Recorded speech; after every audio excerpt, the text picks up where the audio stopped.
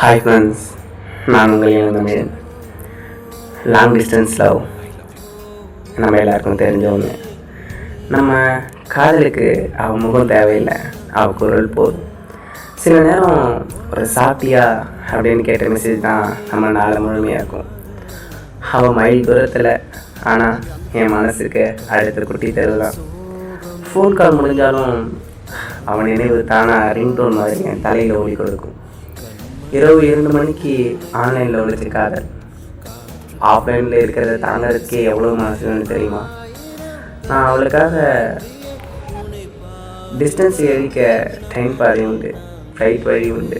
ஆனால் நினைவு பாதை தான் அவளை என்கிட்ட சேர்க்குற மிக நீளமான, மிக ஆறுதல் தரும் பாதை.